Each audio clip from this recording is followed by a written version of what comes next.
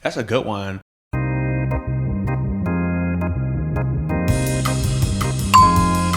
My name is Shaun Ross. I'm from the Bronx, New York, and I do a little bit of everything. For breakfast this morning, I had a small cinnamon, like a Cinnabon thing from the airport flying here. That's what I had, I guess. The first thing that I do when I wake up in the morning is I check my emails. I think we all do the same thing, but I check my emails every single morning. I think it's a bad habit. I definitely think God or the universe, whatever anybody believes in, I'm not religious, so I definitely give thanks to what has created me, even if it's in my mind, and then I check my emails. My earliest musical memory has to go back to my childhood, living in the Bronx, being a child. My parents were very, very like eclectic music connoisseurs. I grew up like being a child and like listening to like Björk at like 5 and 6. My mom used to like pick me up and dance with me in the living room while Venus as a Boy by Björk would play, or my dad's playing the Cardigans and then he's playing Donny Hathaway, and then she's playing Sade, and then he's playing Phyllis Hyman, and then they're both playing Everything But the Girl. Like, it was so many eclectic things. And then, deep into house music, I grew up listening to Louis Vega, Ron Trent, Kerry Chandler. All of that stuff was played in my house growing up. And so I think those are my fondest memories of music growing up. What is my favorite? Let me see. My favorite movie soundtrack has to be Interstellar in a way, because when you could blend a lot of that stuff. Like, if there's like the big music group called Lone. And so a lot of the stuff in Interstellar kind of sound like Lone to me, I guess. But if it's not Interstellar, it's definitely everybody's favorite, Waiting to Exhale. Especially Shantae Moore's song on that album, Way You, was amazing. So I would think it has to be between either Interstellar or Waiting to Exhale. The first YouTube video I remember watching was of people voguing, actually, when I was about 14 years old. And it was probably a Vogue battle at the time with Deshani Visu or Cassandra Ebony, one of like the OGs from like the voguing community back then, and still reigning today. Bless Cassandra, rest in peace. But that was my first time seeing anything on YouTube, and actually that's how I got into my profession at the time, which was modeling, because I did like voguing videos, and then that's how I got discovered. So yeah. I think music sucks today, to be honest with you, but I'll say the last album that I listened to, it was probably Aya Strange Flower, which probably came out in somewhere between 2000 and 2003. My favorite film of all time would have to be What Dreams May Come with Robin Williams. Okay, so I used to be a window seat person in the plane, but I'm definitely an aisle seat because it's in the middle of the plane. I do not like turbulence, so I try to find balance. I sit on an aisle seat, and I'll sit like in the middle of the plane, like where the wings are. So that's like my seat all the time. I don't even care I'll have first class and get bumped up, and I'll give it to somebody just to literally sit in the middle of the plane. I do it all the time. My favorite designer right now, I don't even know who that would be, because I feel like everybody feels the same today. But I would say that my all-time favorite designer would have to be Alexander McQueen, especially when he was at Givenchy. I don't feel like it's that unique, because I feel like inside of the scene of electronic music, everybody tries to be different. But I guess I would say a church. It was actually not even a church. I think it was actually a synagogue in LA. My ideal hotel is all bright colored, but like off-white. Everything's like an off-white sand color. You know what? Actually, if I could say like there's like a mixture, there's like a few hotels, but I would say it's like a mixture between I love the Edition hotels. The Edition hotels, I love them. They're all like white, they're sleek, they're simple. But then there's like one of my most favorite hotels in the world. It's actually in Tulum, and it's called Delic. And I literally love it because when you go to Tulum, Tulum feels like a party city, but Delic feels like this like super like grounding hotel. And what I love is in each room, they have an altar that they teach you how to like just like pray to yourself. It has nothing to do with religion. And I thought that that was super dope. So I think that my hotel would kind of feel like somewhere in between there, like hobo chic, but like modern and like simple and quiet. And I think the entire hotel would have to smell like a mixture between Nanchapa incense and maybe lavender. I think that is the best pleasure, is actually getting through the day. I think the older you get, you don't realize like how hard it is to get through the day.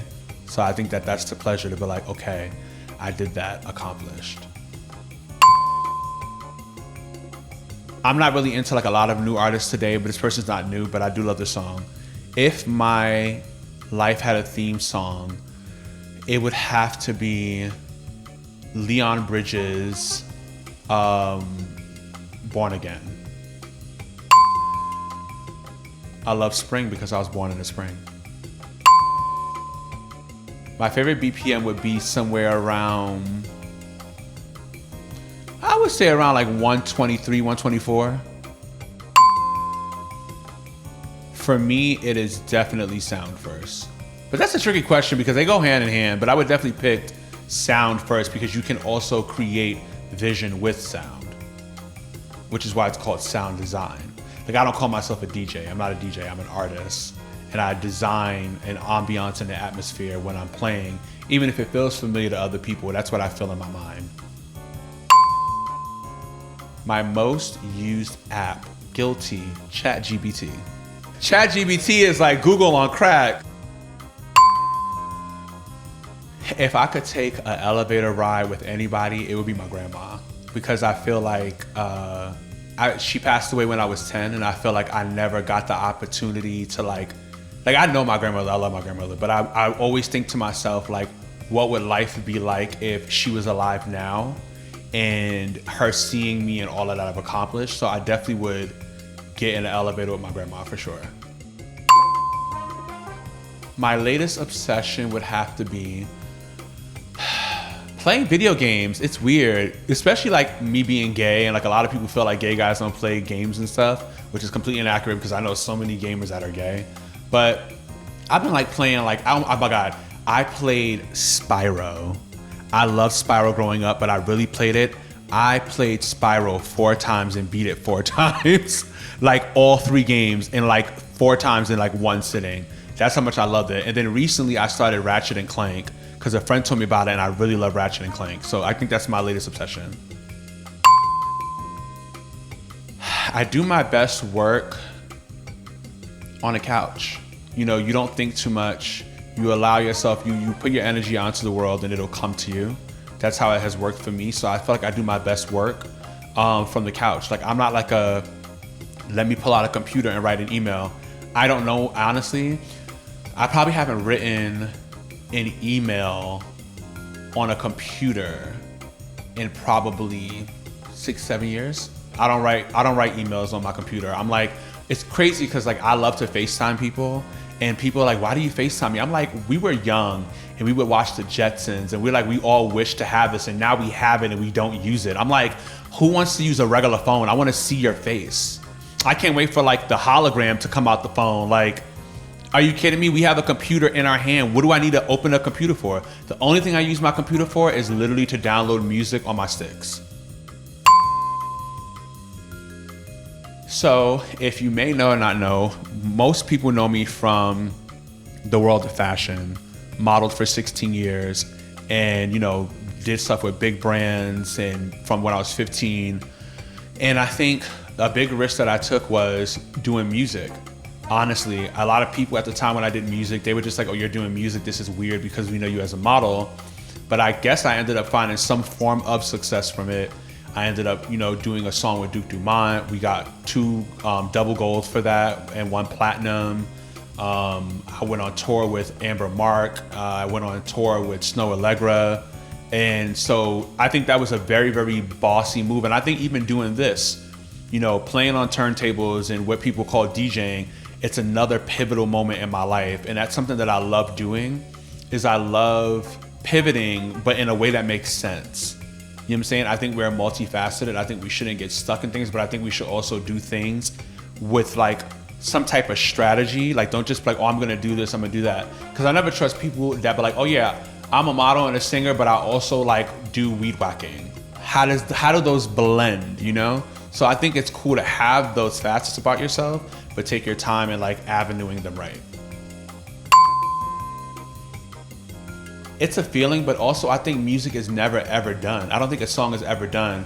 There's so many songs that I've done that are completely finished and they're out in the world and I'm like, oh my God, I would go back and I would change this. So I don't think it's forever done because we're forever evolving people, so.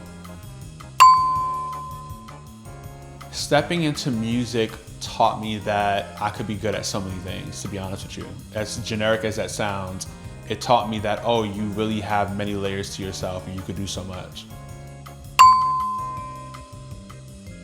If my music was a scent, it would smell like ocean and amber. A song that always brings me back to myself would be Black Gold of the Sun by Björk and Sade. I don't know if it's a secret, but I guess I like to reiterate it, but I was born in a car. I was born in a Nissan car, which is why my name is Nissan. My mom literally delivered me in the passenger seat on the way to the hospital. When I think of history, what I value, especially within music and house music specifically, is just about how it was created, how it came from Black people, how it came from queer people. And that's really my mission today also, is to make sure that that story doesn't die, because I feel like so much of it dies. And I want people that are young to understand the people that came before me, the Chip E's, the Frankie Knuckles, the Larry Levans. I want them to do their research and understand like what that was like, because, you know, so much of what that community has done, and we have some legends today, like I said earlier, like we have our Ron Trents, we have our Louis Vegas. Like we don't realize how much music cultivates feeling in the way we move through the world. And for me as a Black gay man, house music is literally like the heartbeat of like my life. So for me, I feel like there's so much history that I want the world to know within the history of true house music. Music gives me real, because fashion is hella fake. So I would say music gives me real. Fashion is a lot of sad people, but there's a lot of sad people in music too. But I definitely would say fashion is pretty sad. An artist I would love to work with on a song, I mean, who wouldn't? Sade. I feel like I would love to work with Sade. I think Sade and the producer Trinidadian Deep, oh my God, them two together would make like an album that would cure the world. I think modeling influences my music for sure, because modeling is visual, and so when I'm playing, it is visual to me in my mind. For me, breaking barriers in fashion, I don't think it led me to music. Music has just always been there. I grew up with it, so I think they went hand in hand. And then when I was a dancer, that also helped with dancing and posing and all of that types of stuff, and learning how to move through different types of situations within the modeling industry. That helped a lot, being sonically correct. Nothing. Being honest, I don't think I have bad taste in anything. If I have bad taste in anything, I think it's by giving people the benefit of the doubt. I may have bad taste in people sometimes. Give them a little bit too much faith. One thing I'm still learning about myself, obviously, is that I can do better and I can learn more. And I love that when I watch other people, especially older people than me play, I learn new tricks and new ways to like talk through music. If I wrote a book, it would be about how it was growing up in New York City. For me, I definitely would say it would be like how it was growing up in New York City, growing up like in that whole scene when like, I feel like it was the last era of New York being actually fun. But I think that that's what I would write a book about, or I would write a book about being Black and gay and how much society has messed that up for us, and how to try to change it, to basically have a conversation with people that may not comprehend or understand what that may be like. There was a publicist I was working with at the time. Her name was Karen Hunter. and I was really, really sad because something happened and I was crying, and she said, never let anybody see you naked. And I said, what do you mean by that? She's like, you never ever let anybody see you this frustrated off of something that you could not control. And so I always remember that. I remember that in my head all the time. Like when I feel bad, never let people see me naked. Even if I'm feeling bad inside, never let people see that, because they don't deserve that. And also too, it's for you to move through and no one else. Okay, if I could name 5 people that I want to see in the elevator next, I want to see Ashley Ane. I want to see Rush Davis. I want to see Colored Craig. I want to see Kay Trinata. I want to see Channel Tress. And I want to see Louis Vega. Oh, and I also want to see Juliet Mendoza.